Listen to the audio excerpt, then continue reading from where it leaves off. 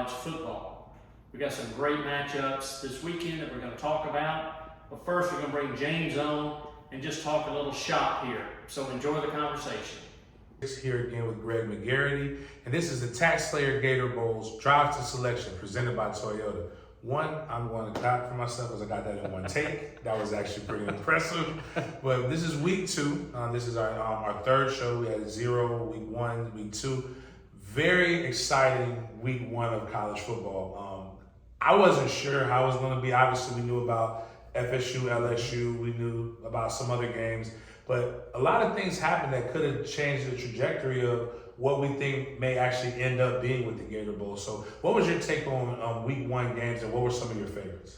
Well, I thought FSU's dominance of LSU was surprising for a lot of people. A lot of preseason hype for both schools, but the second half by FSU to just totally shut down LSU was pretty impressive and showed that I'm not so sure they're going to be in our mix for the TaxSlayer Gator Bowl. They may be up for more prestigious New Year's Day bowl games, but certainly that was a very important game that certainly set the stage for FSU, and now they've got a clear path. It's just taking care of business and work from week to week to see what happens there. But you had a lot of other games that occurred that weren't really nationally relevant from the ACC and the SEC. But from the big picture, I mean, Colorado's win. Then you got Nebraska at Colorado this weekend for the home opener for Prime. There's going to be a lot of eyeballs watching that. But certainly, probably the biggest game from our perspective was that game. But then again,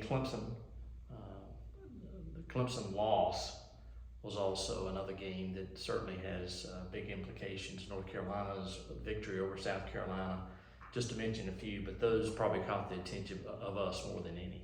So when it comes down to this, obviously the Gator Bowl selects an ACC team and an SEC team.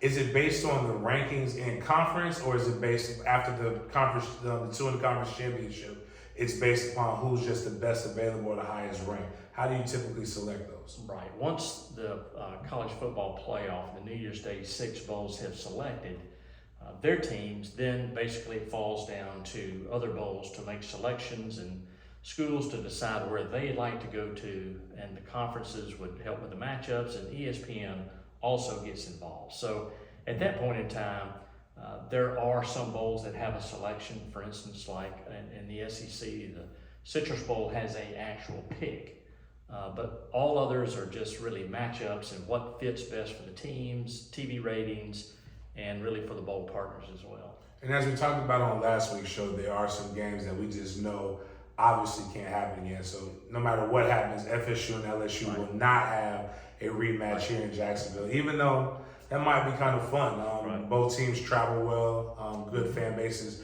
a lot of good players. We'll go back to Thursday. University of Florida played Utah.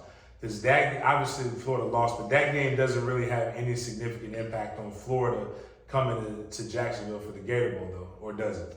Well, the total number of wins, obviously, you've got to win enough games to qualify. When you strike one of those, it makes it more difficult. But needless to say, that would have helped the SEC if they had beaten Utah. That would propel them into, I guess, more of a confidence factor. So probably will not get tested this weekend against McNeese, but certainly sets up a big game against Tennessee the following week. Which, yeah, that would be, so yeah, really this week 2 matchups as we look into that. Not as great in the SEC East, SEC West a little bit better. Not even really great in the ACC either, but that week 3 matchup should be pretty sexy, but we'll use that for next week. So going back, looking at, we talked about Colorado, which was a good game. That doesn't have any impact here. We talked about FSU.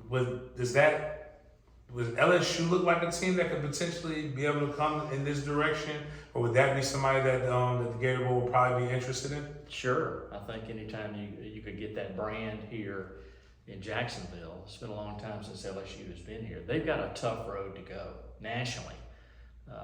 The hopes for them qualifying for the Final Four probably took a shot because look what they have ahead of them the rest of the year just in the SEC West. And Florida as well on the east side. So a lot will depend on how they rebound. And if they run the table, same thing happened last year. Right. You know, they lost to FSU, almost ran the table and played in the SEC championship game, but didn't have much success there. So a lot just depends. You can't, season's not going to be determined after week 1 or week 2, but it certainly can create challenges with those teams that are not successful in those weeks.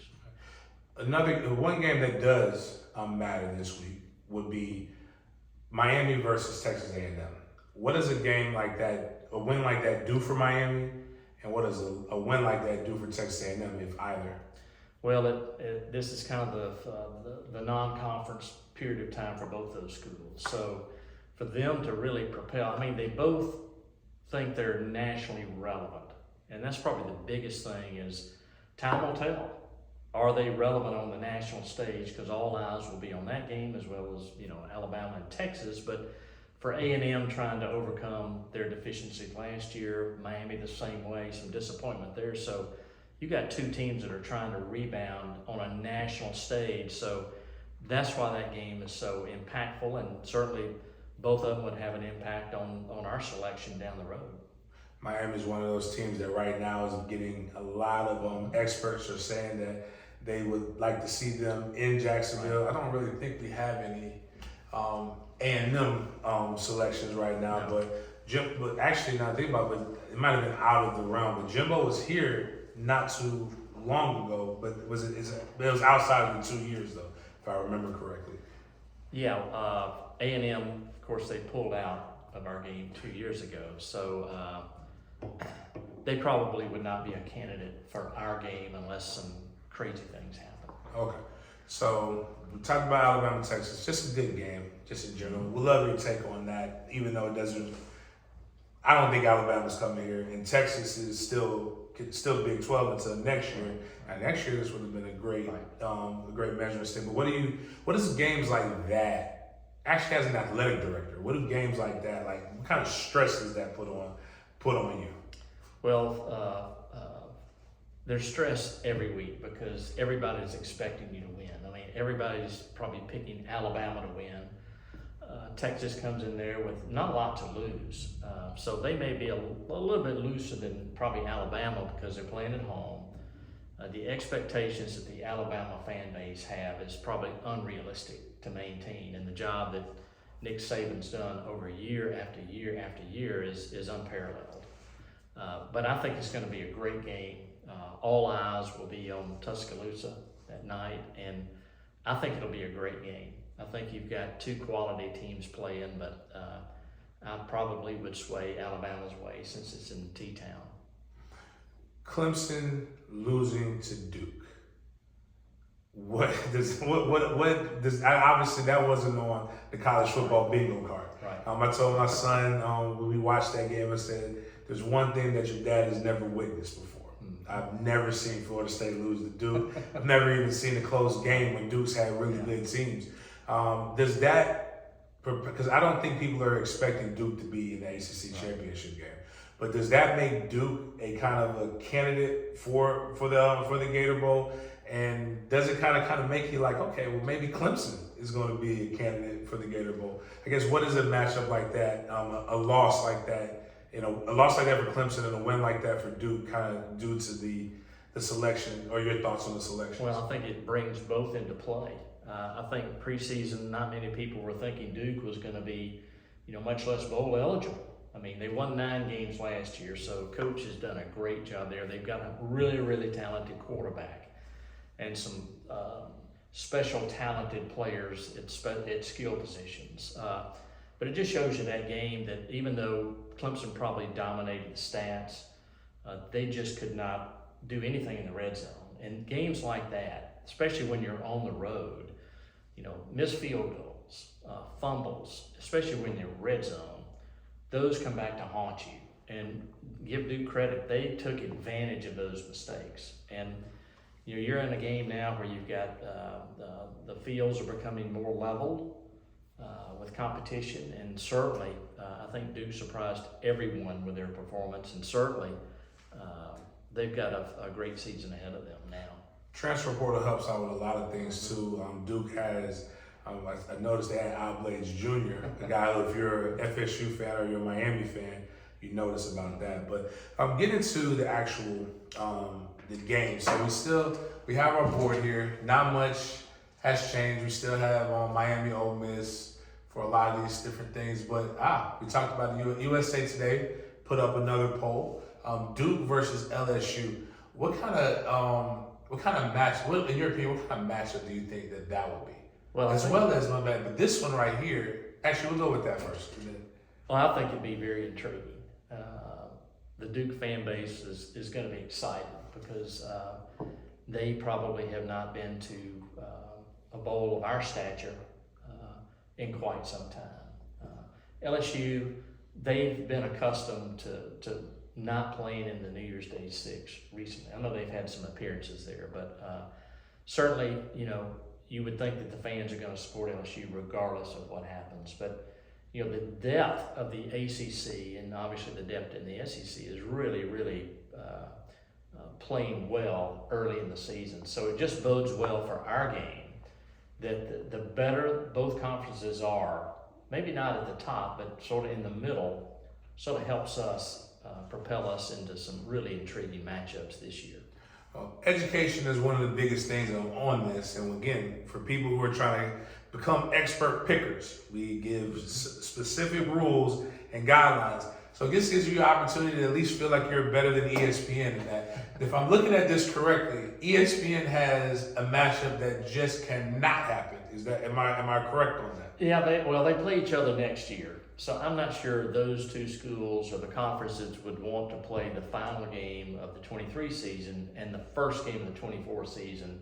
It's probably not the best matchup in the world from an institutional standpoint. If I'm AD, I probably don't want to play the same team twice in a regular season game or a bowl season leading into your game next year. But crazy things happen. Crazy things happen because there's certain stipulations in the ACC contract that might not prevent that from happening due to their stature this year. So you may not want to penalize a team based on this year's accomplishments on what could happen or what might happen in 24 as far as game schedule. So there's some quirky things, but on the surface, I would say that would be a matchup that would be hard to pull off, but not impossible. And that's Miami versus Florida for those who didn't catch that. Again, not impossible, improbable, but not impossible based upon them playing the next season. Now, lastly to finish up, a lot of FSU fans and LSU fans had very interesting takes on playing in Orlando and that game being, I guess, part of Citrus Sports.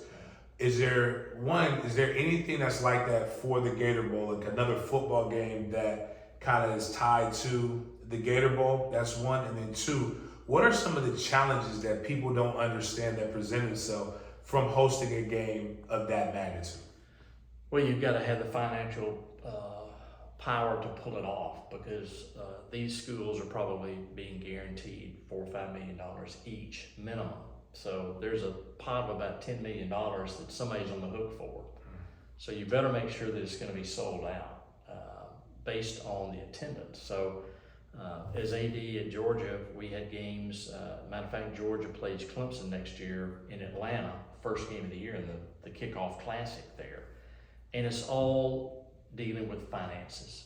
You want that great matchup. You wish it was home and home, but sometimes it's hard to turn down that amount of money because you're trying to fund the other 20 sports that don't generate any revenue or they don't support themselves. So a lot of things come into play, but you've got to have really the financial power to pull that off in case things don't work out. So I'm not sure if those games are going to be lasting forever. Schools are putting more resources on their campus facilities, so I don't think Georgia's going to play in any more of those games. So they might have happened in the past. Last year, I think there might have been 2 or 3 games in Atlanta that opened in weekend. This year, they just had one. They had Louisville and Georgia Tech. So I'm not so sure schools are going to continue to do that in the future, but if the new stadium occurs here for the 28th season, I think that's going to open up a lot of doors with a stadium of that magnitude. And how beautiful it's going to be. So who knows, 28 Beyond is going to be something certainly to be discussed. Definitely would like those games and matchups to be able to come here locally to Jacksonville as the Gator Bowl is expanding. Appreciate you guys for tuning in to TaxSlayer Gator Bowl Drive the Team Selection presented by Toyota. See you guys next week.